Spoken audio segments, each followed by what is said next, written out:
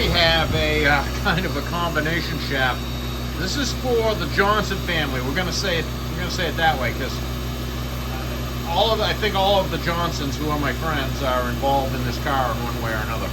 But so here's the background. It is a Plymouth Duster, and I think it's going to be a bracket racing car, or it was a bracket racing car, and it's getting rebooted to go back to the track. I guess it's been dormant for some time.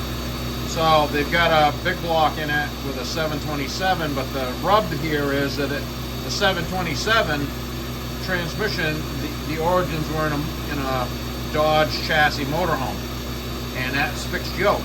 So it's a fixed yoke transmission, so it dictates that the car needs a slip yoke in the drive shaft, like a truck. The rub is that it's 5380 series Detroit, and that stuff is long since extinct. I mean, that's think of it as like, you know, probably late 30s, World War II era into the 70s era stuff. I mean, that slip yoke and stuff was built for a different time. There's nothing compatible with 5380 series. The only parts available left to support it are U-joints, basically. I mean, you can find slip yokes and stuff, maybe, you know, military surplus, or like the Dodge Power Wagon guys seem to have hordes of it. But it's for that era vehicle, that, you know, slow moving. 5380 series is about the size of 1410, so it's pretty rugged. The stub and slip is rugged. They're just not tight to today's standards.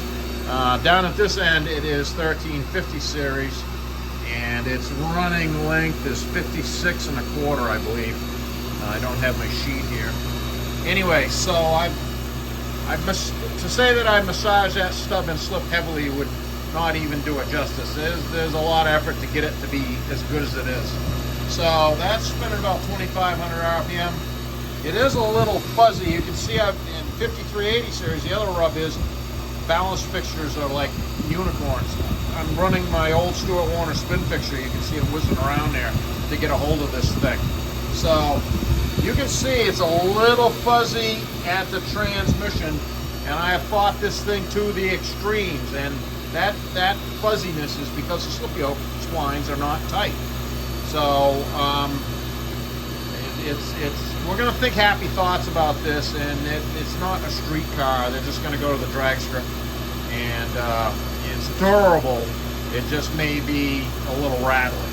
That's about all I can say. And so, yeah, so just to honor the history of this, that's Detroit. So Detroit in the 70s pretty much was out of gas.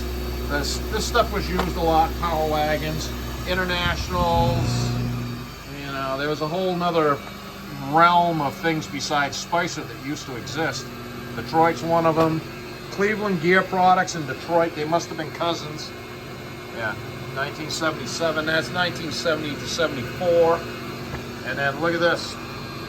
I got the super geek Cleveland Engineering Parts Catalog in Rockwell. So I think Cleveland ate Detroit, and then Rockwell ate Cleveland. So interestingly enough, their catalog covers are remarkably the same. So yeah, to say that this stuff is old is no lie. It's just, it is what it is. That's what they had to use, so we're going to give it a whirl. It's at the point where this is either going to work, and it works as long as it works. If they break it, we're going to have to do something else totally different, which like a normal 727 transmission.